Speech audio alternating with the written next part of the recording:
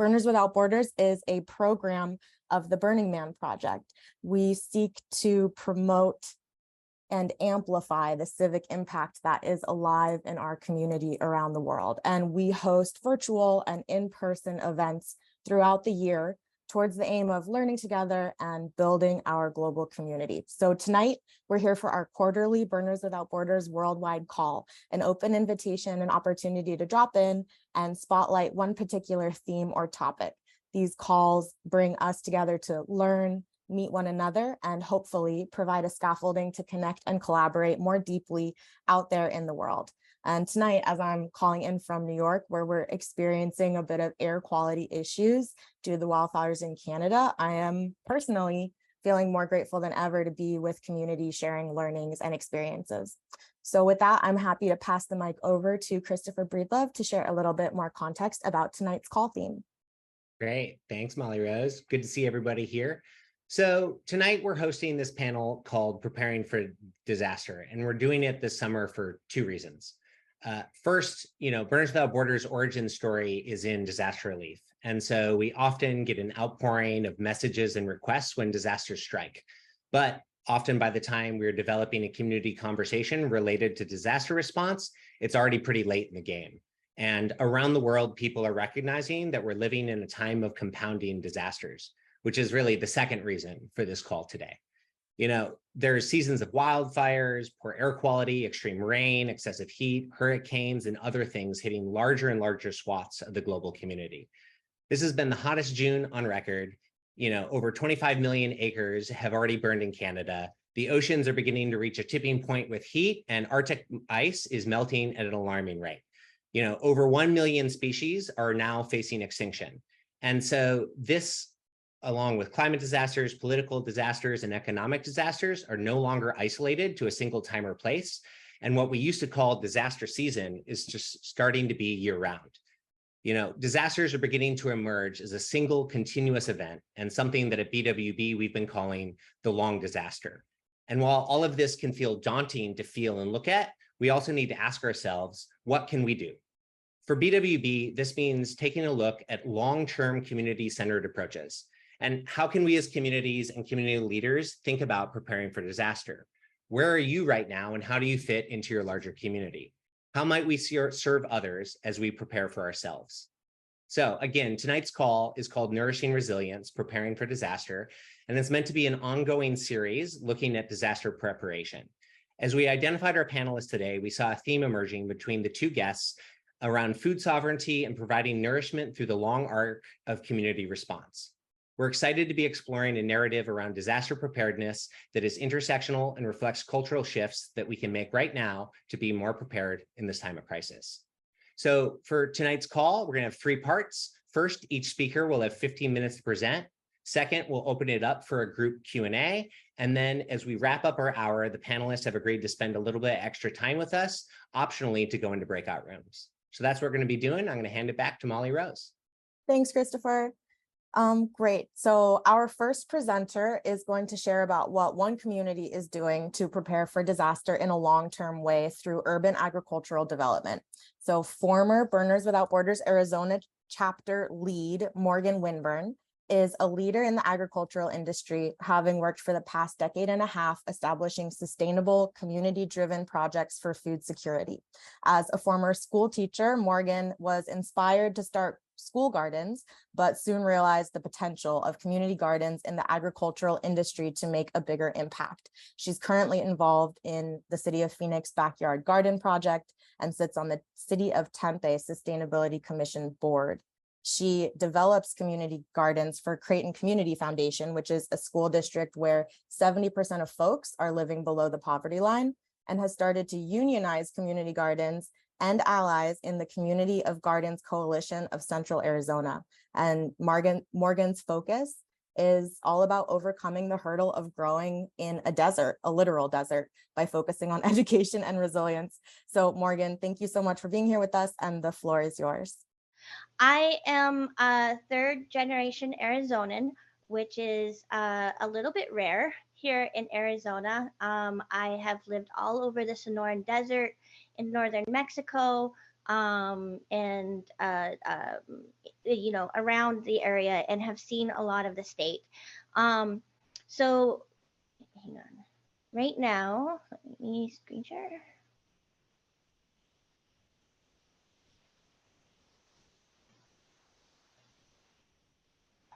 I'm going to present. Okay, so the state of Arizona is in a state of emergency. It's we do live in the desert, and I'm going to go over some of key aspects of why it's important to look at Arizona, because it showcases a lot of the failure points that are coming to us. It can also show a lot of innovation. If you can grow in the desert, where we have very poor soil and restrictions on water, then it's possible to then use that information to avert crisis in the future. What we're going to be looking at are some of the issues that we're facing right now. Arizona is one of the fastest growing states. Right now, 89% of the population lives in 5% of the usable land, and most of that is in Maricopa County. In Maricopa County right now, we average about 200 people moving a day. That was the last count. We're seeing a lot more infill of our land, and our agricultural land is being pushed out. We're actually under 1% in the county that is zoned for agriculture at this point. When we used to be a very agricultural state, it was part of our state motto was citrus, cattle, cotton, climate, and copper. I was trying to remember the fifth one. But we were a very agricultural state, but we've also not necessarily been an agricultural state that works together. We're also very independent, very fierce ranchers, and so it also has caused some problems, and I'll go into that as well. So only 30%, 36% of the state land is zoned usable for ag. And that's less than 1% in Maricopa County, where most of the people live. CAP, which is the Colorado River. Right now, they have reduced the water usage, which a lot of this land for agriculture down by 75% and 100% by the end of the year. So there'll be absolutely no Colorado River water, which a lot of these farms depend on in order to do flood irrigation, which I don't recommend is necessarily the best and most sustainable method. But with 100% reduction in water by the end of the year, we have lost a lot of our small farmers. We don't have necessarily the water table has been artificially dropped. And therefore, a lot of the counties around us, Pinal County right now, are laying basically fallow. So we're in the prime to have the next Dust Bowl here in Arizona. What is considered local produce is 4 to 6 hours away. And that's in the Yuma area, which mostly produces lettuce and melons. And with that reduction in water from the Colorado River, that's going to get even pushed further away to California. We're going to depend, it's going to end up being, anywhere from around 8 to 12 hours away. And so we're pushing and we're not pushing it further and further away, which also leads to transportation issues. The other issue that is facing agriculture in general is that the industry is aging out. And that means that there's not a lot of push for the younger generation to go into the agricultural fields. And it's more into more tech and indoor endeavors. And Arizona, being as fiercely independent as we are, up until 2017, we only had 2 co-ops in the entire state of Arizona. Now we have almost a dozen. It took quite a bit of legislature and education. Even the Arizona Corporation Commission didn't even know how to incorporate a co-op. So the idea of cooperating together with younger generations and helping each other out is a very new cultural concept for Arizona. So those are some of the risks that we're looking at. And that gives us a really good kind of case study to look at just in agriculture alone. Arizona, especially Phoenix or Metro Phoenix, where basically 62% of the state resides in Metro Phoenix. We have 7 million people in the entire state, and 4.5 million of those residents live here. We import about $10 billion worth of food, which if you compared it, to the same ratio, we're kind of on the same ratio as Hawaii. We also do not have our own supply of agriculture here. So basically, if there was a major disaster, we have about a 3-day supply at our local grocery stores. In Maricopa County, we have 55 food deserts. 43 of those are in the city of Phoenix alone. And the city of, when we say Metro Phoenix, so there's the city of Phoenix proper, and then there's Metropolitan Phoenix, which comprises of several different municipalities. One of the things is we're a very young city, and we haven't really caught up. We're still kind of a little too big for our britches sometimes. We basically have 2 freeways that come into the city, the 10 and the 17. And if there's ever a disaster or like a fatality were to happen on one of the freeways, they will shut down the entire freeway and then reroute traffic, which will then cause traffic to go to, we'll have anywhere from a 5 to 8 hour delay in order to get into the city as well if they have to go around. And we basically have one rail system as well. So transportation is very limited for such a large city. We basically have year-round transportation updates. It kind of feels like Frogger sometimes here. You never actually know when you're going to run into construction. And so we have just in the last couple years, even within the last 5 years, have added these additional loops.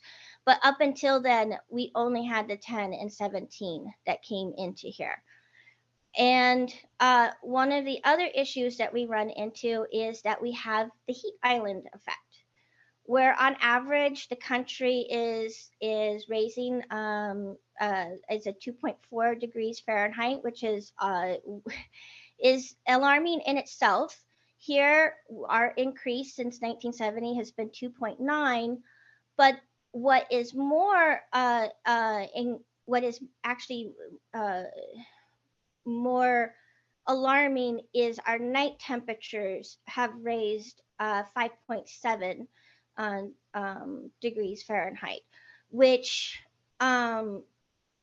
living in a desert as we are, we do have high temperatures during the day, but we get relief during the evening. We are no longer getting that relief. There are several factors to that. Yes, it's the concrete. Yes, it's the big buildings. But it's also that we have ripped out all of our vegetation and put in rockscapes.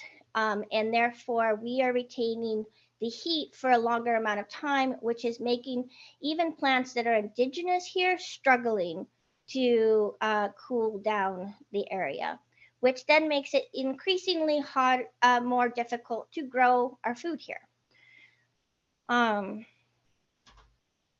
So that leads us to where we are thinking outside of the box on a lot of those issues. And it wasn't one thing that has created this disaster. It is many different things. So there are many different things that that in general the community is doing. I'm not necessarily part of these, so I'm just going to touch a little bit on those. But we are, as a community, trying to do more mobile markets to meet the needs of those food deserts. There are compost solutions. A lot more of the breweries and restaurants are composting now. And they're sending those to, especially the breweries here, to the local pig farmers and cow farmers, so that they're not so dependent on the alfalfa, which requires a lot of water. They're using the grains that are spent there and sending it off to our farms. We are still one of the largest ranching communities. We do quite a bit of cattle and dairy. The one co-op that did exist for all these years was the Dairy Association. There are smaller solutions such as pickups now, where companies will come and pick it up, compost it for you, and bring back your soil. Others are lots of training are going on how to do composting in your backyard. One of the resources that we do, being such a young city, is we have not built up yet. We have built out. And so people have backyards here still. Borderlands is one of my favorites. It's Borderlands, also called Powwow. But basically what they do is in Yuma and other borderland communities, when they farm, they will pick all of the produce when it is ripe. And then they will try to find a buyer for it. If they don't find a buyer for it, then they just dump it in the landfill. So what Borderlands does is they buy that at the cost of gas and time of the shipping company, and then they basically go to these food desert areas and sell the produce for a donation base of 70 pounds for $15. So we're again diverting it from the landfill, getting it directly into the hands of people, and it's not going to waste that way. There are also incubator farm programs going on where the city and the local school districts are taking their acreage that they're not using right now and turning it into half acres so that people can learn how to do small acre farms, market farms as well, to help with the aging out of the industry. And again, we have now close to a dozen co-ops in the entire state. Small success, but it's a success. And all of our libraries have seed libraries in them now. So those are a few of the highlights that are going on to create more food sovereignty, to be much more equitable with our food, and create some solutions that are going on.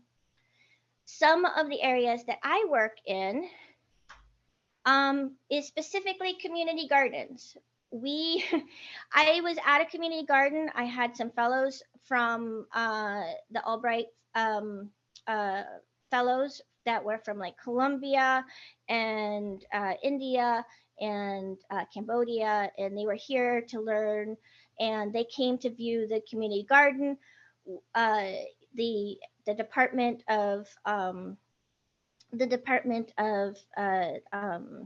Health was like, hey, look what we're doing. Isn't this amazing? And basically the feedback in a very polite way was, not really. And the facilitators asked, well, why not? What do you do to feed your hungry? And they're like, we pick a mango off the tree and feed it to our people. We don't really have this space. They're like, you guys have so much space here. You guys should be having gardens in your cars. Even your cars are too big. You should have gardens in your cars. So it is a new idea for us in this area to have community gardens, taking over public spaces. Like this one was a pool that was decommissioned, and it basically, we had about 200 people a week who utilize the space for gardening, for CSA pickups, for classes. And that's where community gardens come really into place. Is there are so many people who are transplants here who have immigrated to Arizona that we don't know how to garden here. And so community comes in to create that support, and create that oral language that we've lost and learn from each other. It really is about putting the community first, with a gardening habit on the side, and learning and teaching and supporting each other so that we can go home and grow in our spaces. So the community garden aspect is really starting to take off. For a very long time, it was a very elitist activity, in that the more affluent neighborhoods could finance that, had the volunteer base for that.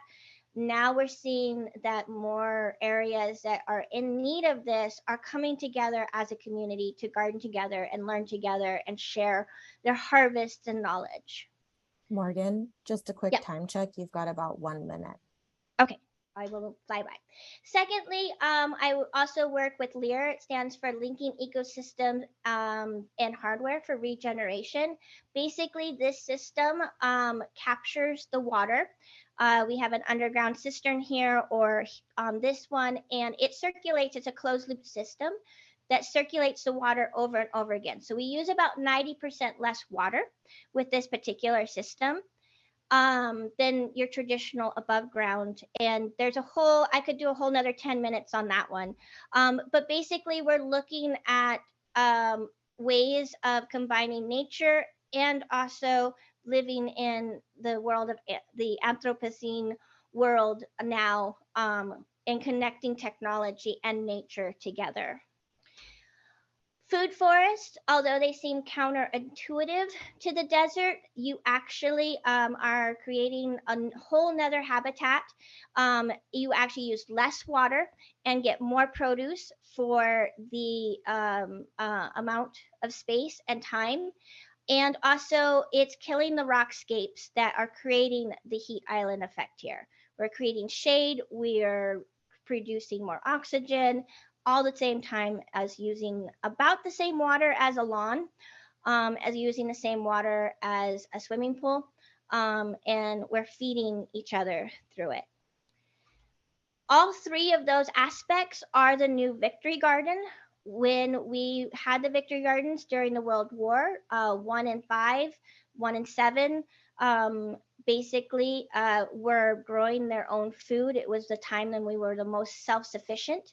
Combining those three things with the community gardens, innovative techniques like the LEAR and food forests, we are now creating the new Victory Gardens here in a state, therefore averting the crisis. The city of Phoenix proper has financed over 100 of these in low-income areas, along with other gardening techniques like aquaponics and raised beds as well, for a total of about 300 self-sustainable food sovereignty methods in these food deserts.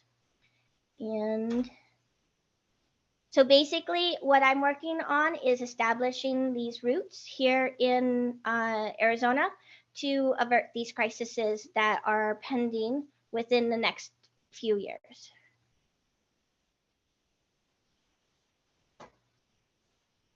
Great.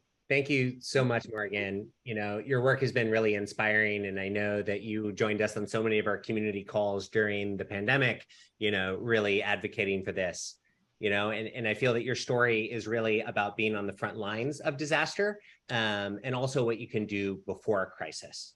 And so now we're going to take a minute and we're going to move into our next presenters who are going to talk about their experience traveling to support aid after an acute disaster strikes. So two amazing people who I've gotten to work with on some projects, Dr. Dave and Amanda. Dr. Dave Anderson is the Executive Director of Grassroots Aid Partnership, or GAP, which he co-founded in 2018 to reimagine disaster relief after Hurricane Irma in Florida.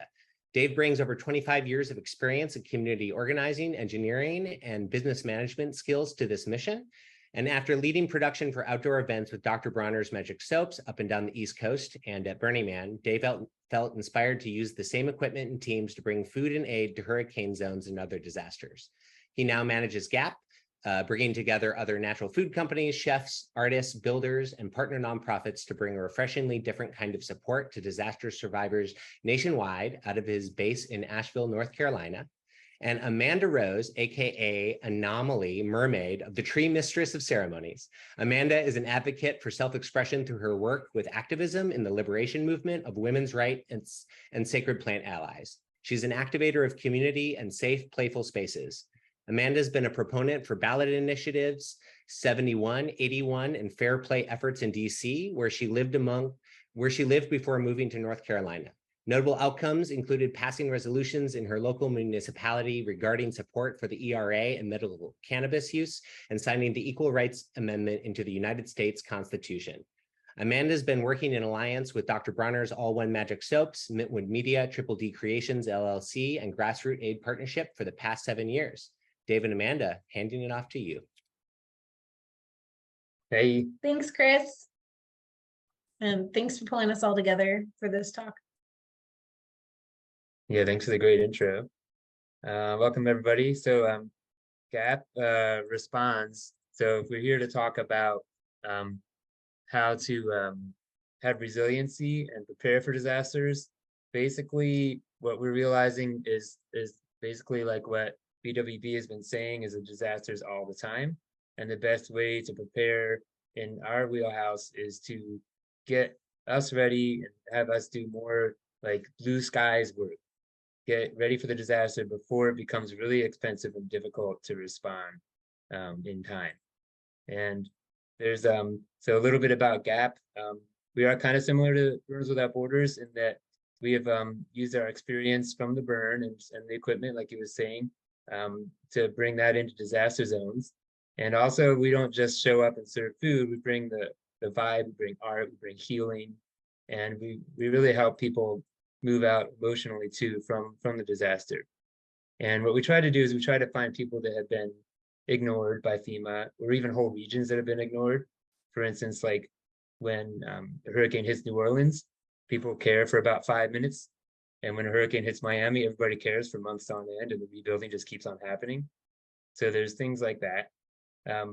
The founding of GAP, it's a long story, but we came together with the help of Dr. Bronner's and Organic Valley, and some with Patagonia, and we're still running here on whatever we can to bring the food out and try to focus on natural foods, organic foods whenever possible.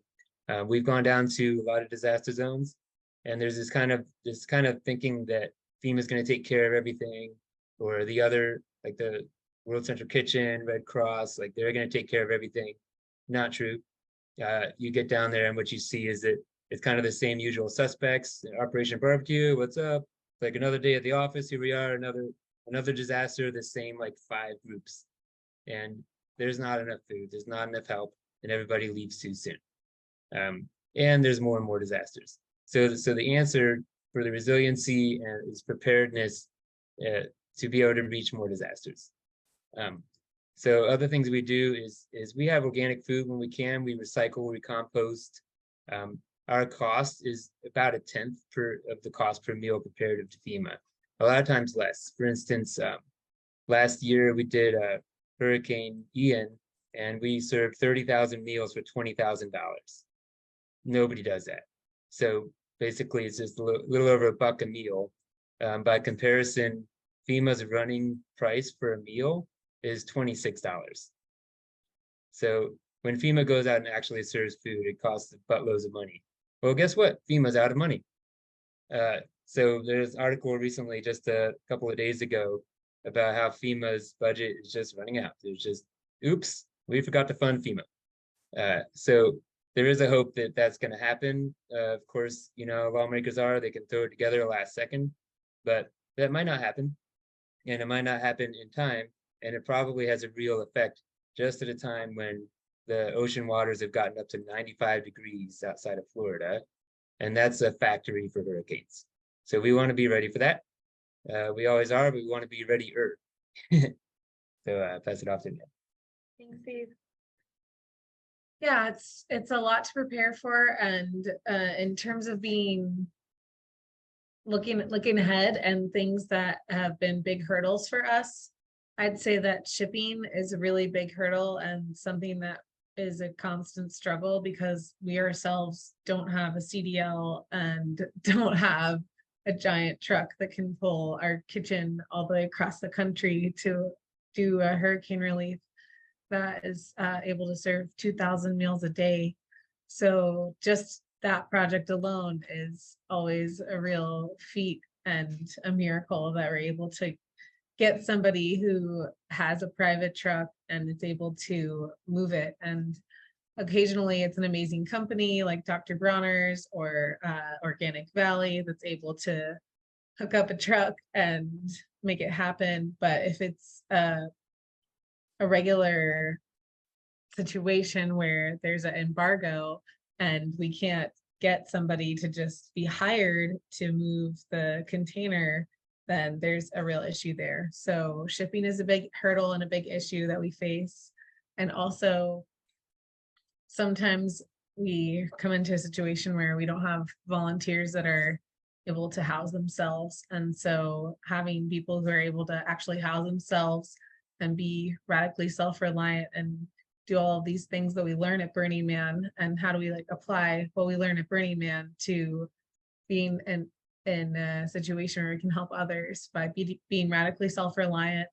So I think that's a major thing that as burners, we learn all of these things, how to have a shower prepared for ourselves. If we come into a situation where in a disaster area, there could be harsh chemicals that you could be exposed to. So you want to be able to take care of that type of thing and make sure you wash yourself off or have gear to protect yourself from situations where you don't know what you could run into if there was flooding and there's some toxic thing that has occurred.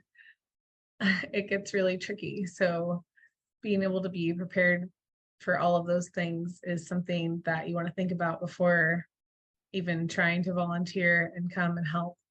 And it's not just a regular camp out. It's not a camp out where people are partying. It's a situation where you're meeting people who have been struggling, they've lost their homes, and they need someone to empathize with them. And so for us to be mentally stable and spiritually stable enough to be able to go and hold space for people is also really important. To have that mental fortitude as a volunteer and to be able to see something and process it yourself and clear it for yourself so that you're able to show up and also know when to stop. I think a lot of things that people who are volunteering in these situations face is adrenal fatigue, because you're wanting to be a hero and help as much as you can, and you're coming from a place of privilege that you're able to help, so you feel like you can really put yourself out there.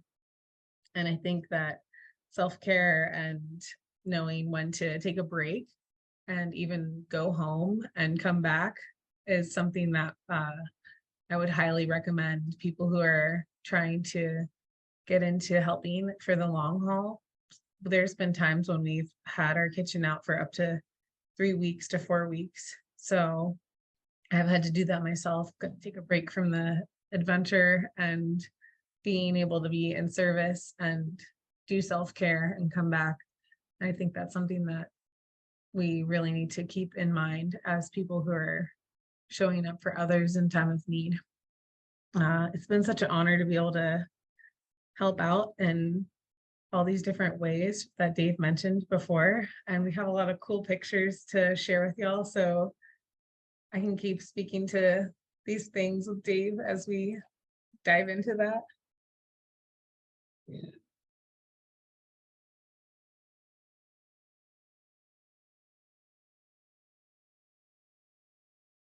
This from Fort Myers. Yeah, these are just from last year, our last hurricane deployment, and this is kind of one of the things that happens, you know, that people come together, and sometimes you'll see these amazing things. You hear the bad stories, but there's also the great stories. You know, be kind to humankind, be both human and kind.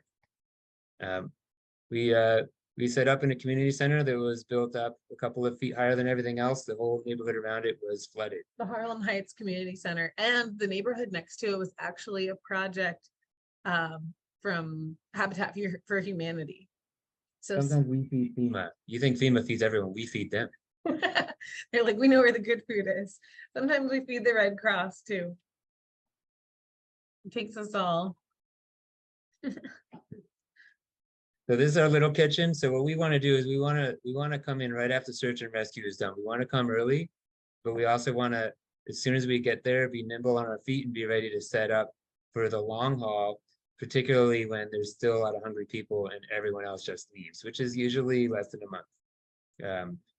Sometimes 2 weeks is when the other organizations pull out. So there's some examples of our deployment there, but GAP does all kinds of other things. So and speaking to the last picture of where we were, we went back and visited, and it's a perfect example of a place where crazy stuff just gets shipped there that they didn't even ask for. They had their whole stage area was full of black lycra pants, and they were just, no one wanted them. They were kind of trash, and it's something that we really try to reduce when we're involved, is not accepting things that we can't give away. Right. And that wasn't really their fault, but it sometimes people know, okay, this is a place where things get distributed and they just get dumped with stuff. that's another thing that in the world of disaster relief, they talk about the other disaster, the second disaster, which is the disaster of the disaster relief organizations not knowing what they're doing and having trouble pulling out. This is a project called The Feast, happened at Burning Man. So there's another way that we collaborate together. The Feast was able to provide meals for houseless people in the Bay Area, and it was tied in with the project on the burn. We also support other organizations. Another big thing that GAP does, we support other orgs. That was Dia de los Muertos. There's Abraxas, and this is another shot of Dia de los Muertos, which is on the National Mall, and it's a nonprofit that raises money and attention to families that have been separated at the border, the U.S.-Mexican border, and also, of course, honoring ancestors. And so this is a Mayan warrior sculpture that was actually borrowed from the Mexican embassy. Right, so that's a lot of what GAP does, is we get down to the disaster zone, or we get into wherever the project zone is, and ideally beforehand we will connect with the local organizations that are there. Sometimes you just can't do that. Hurricanes come quick. They these days even quicker, actually. Used to be like 72 hours of lead time. It's not always that anymore. So they show up and they're, you have to respond quick. But you get down there after search and rescue and start to find that there are always other organizations or unaffiliated groups of people who are responding, because people want to help their neighbors, but they need organizational support. So GAP will come in and just connect with them and provide them sometimes a fiscal sponsorship, sometimes logistics, supply chains, and food. So that's another way that we save money. So that's one of the things that GAP's able to do is operate on a very small portion of comparative to other national aids. We've collaborated with churches, schools, and once a governmental organization, but we're really more accustomed to collaborating with churches and schools. I don't know if you guys can see this this graphic here, but yeah, got thumbs up. Yeah. Hey, what's our time? Y'all are right at time if you want to take a minute to wrap up. Yes. Um, I think we're good. I'm gonna pull this down. I'm gonna share this PDF with anybody who cares to see it. You can email me, dave@grassrootsaidpartnership.org, and we'll just go ahead and open the floor. Go to the next group. Does anybody have any questions? Yeah. Okay, thank you so much, Dave and Amanda. I feel like that little anecdote at the beginning, just about 30,000 meals for $20,000, is such a poignant story about how resources can go so far when that is the goal of resources. And I feel like you Right. guys also really highlighted a lot of challenges and considerations and nuggets of wisdom there. Heather, if you can pin all of our panelists and myself and Christopher, we are going to go ahead and move into our Q&A, which I'm really excited about, followed by those 15 minutes of optional breakout conversations if you want to speak with Morgan or Dave and Amanda specifically. So if anybody has any questions, you can use the raise hand function to indicate your question and speak it aloud, or you can type your question into the chat box. And Christopher and I are super excited to be in conversation with these fine individuals. And I'll pass it over to Christopher to kick us off. Great. So while we're waiting for those questions to come into the chat box, I want to ask this question to both of you, and maybe we'll start with Morgan, and then we can go over to you and Dave and Amanda. And so you both have been doing this work for quite a while.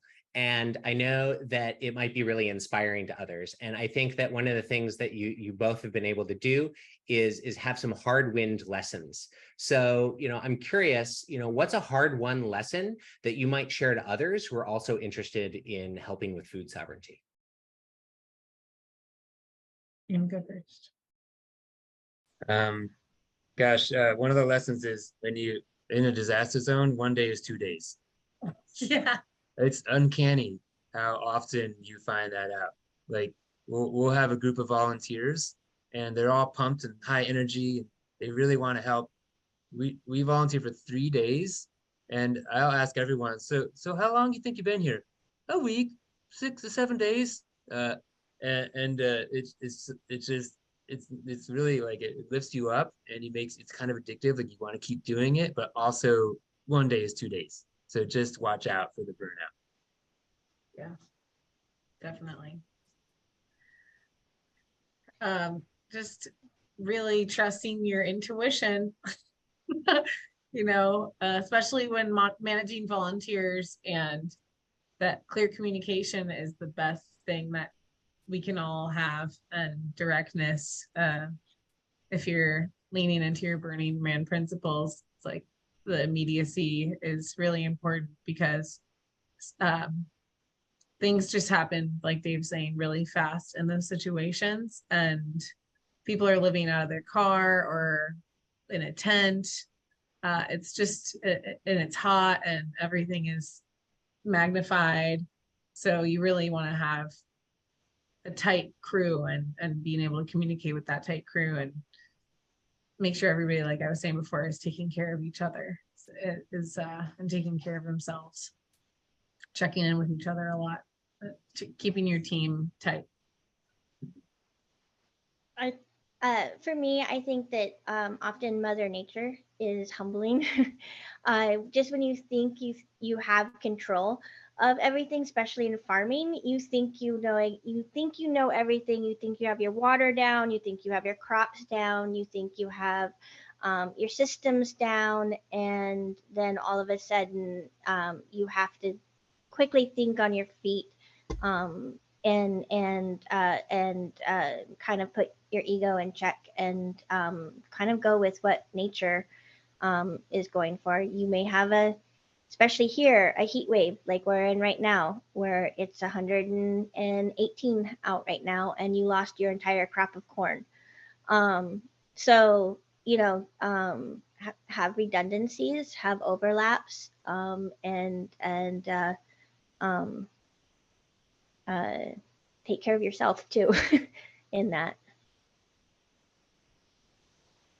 Thank you for those answers. I'm gonna bring up a question from Adventure Sally in the chat, which is actually a two-parter, which is, when helping to feed the masses in a disaster where people may not have access to food for long, which types of food do you use to be super nutrient and calorie dense while keeping costs down? And I think this one is also maybe a little bit more for Morgan, but also all three of you. Do you have suggestions for longer term disaster preparations of foods that don't spoil, that are lighter weight if one needs to travel, or if you don't have access to a home, or I'll include kitchen for a while?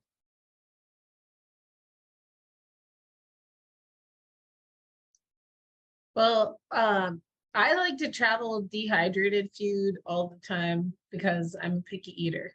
So, and that's expensive. And it's definitely something that it's the traveling person who's not able to grow food all the time for myself. I travel, I do event production for a living.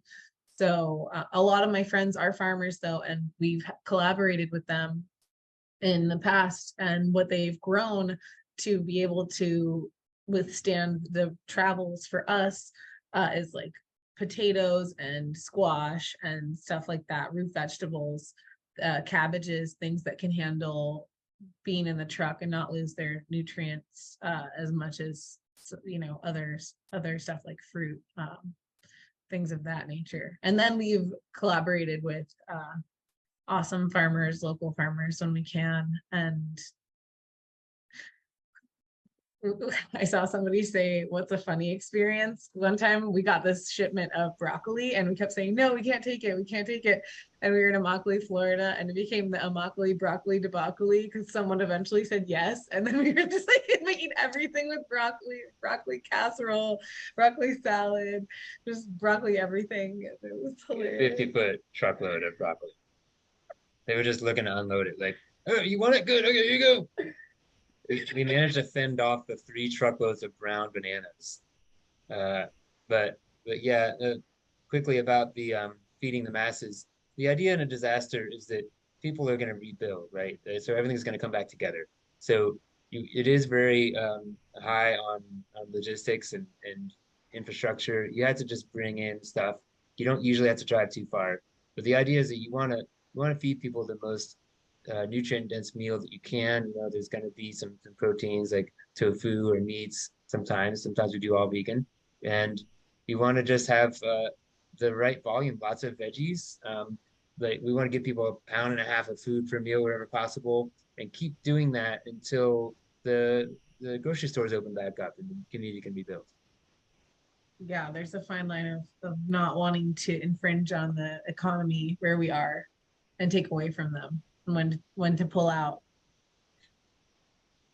There's also here in urban areas, there's a huge urban foraging community that is developing, and there are apps like Fallen Fruit where people will crowdsource that information on how to find particular food. So one of the misconceptions about the desert is that there isn't food in the desert, and there is extremely nutrient dense food in the desert.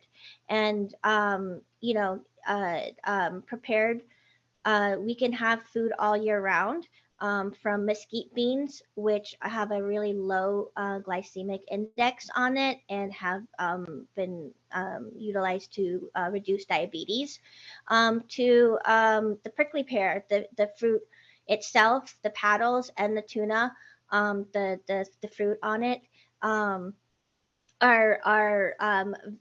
very healing, and in abundance as well. So just because we don't get it necessarily from the grocery store, the even in an urban setting, there are resources. We just have to think outside the box a little bit. Right, so I'm going to ask this question from Hope, and I think this goes to Dave and Amanda, but what reaction do you get from FEMA and other emergency response agencies? Do you coordinate with them in advance? Yeah, so the main reaction we get from FEMA is kind of like running around with your hair on fire. It's a total shit show, and that includes FEMA, all of them. it's just like, how much of a shit show is it? We So tried to we originally got started by pitching FEMA, and we couldn't get a pitch through. And then someone in FEMA pointed us to Immokalee, Florida, though. yeah, so we do get coordination from FEMA, but mostly you don't see them. We'll do a whole disaster. We don't see them, we don't hear from them. They do have these conference calls, you can listen only. And the main thing that FEMA does is they coordinate with the state and local emergency management groups. And So then we go do on. talk to emergency management. Yes, there's an annual meeting that FEMA has through a group called NVOA, the National Volunteers Active in Disaster. And what it is the director of FEMA shows up, gives everyone a pat on the back. Thanks for doing our job for us. We're not going to give you a dime, but we love you. See you next year. So we don't know where all the FEMA money goes. If you see FEMA, you know it's really bad. Like Fort Myers, Florida, they helped fly like 1,000 people bodies out of the disaster area, and because the morgues were full. So it's it's really bad when you see FEMA at all. If you actually see a FEMA person, and there's no such thing as FEMA money. They don't give you it. Although people love to talk about it. Hey, the FEMA money, get the FEMA contract. And sometimes actually there's one thing they do. They contact us for specialty meals. So vegan, gluten-free, any specialty meals, even to serve the other volunteers. They'll contact us and say, hey, we don't know how to make this stuff. Can you do it? Great, thanks. And I kind of want to flip that question around and ask you, Morgan, is there a space for working with government agencies or your local municipality in the work you're doing or with community gardens? Yeah, so the city of Phoenix, they took a lot of the COVID money and the ARPA money and specifically put it into food security. They're the first municipality to do that here. Obviously, they're also the largest of that. So they took quite a bit of money to feed new innovations. So whether it was from harvesting food directly from the field and refrigerating it directly so that it doesn't have that 8 to 12 hour trip basically rotting in the truck, to like the Lear Garden and other sustainable foods like crawfish and shrimp, which are high in protein but have a really quick turnaround on them as well. And they actually financed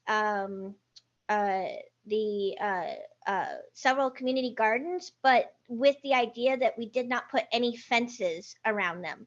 That was a new concept, that there's like a huge fear of legality, that people are going to eat something they're not supposed to. So they started doing that. And the state is actually now funding a few food forests as well. So there is a huge push. COVID actually did us a wonderful favor, because those of us here that have been fighting for it for the last 15 years couldn't get any traction. And then all of a sudden we realized that we are at a huge deficit with the supply issues here. And so a lot of that, a lot of the money that the city of Phoenix and the state is doing that. The USDA has come into this area and is funding a lot of research. The NRCA, or I get them mixed up. They're funding a lot of urban ag. They're actually pushing more urban ag. So realizing that rural ag and conventional ag is very different from urban ag, and that they're two different industries now. So there is a huge push on the government side and funding to feed people in the last 2 years. Thank you, Morgan.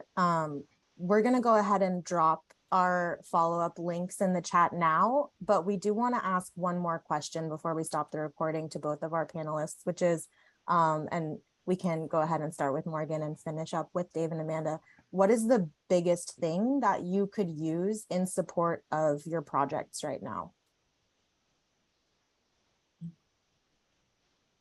You said Morgan first. Volunteers that want to work in 117-degree weather. Yeah, in the winter we have volunteers. My community gardens have an average about 400 hours of volunteer per garden. In the summer I have 20. So the summer is when nobody wants to be outside, and yet we can grow food all year round, but nobody wants to be here when it's that hot.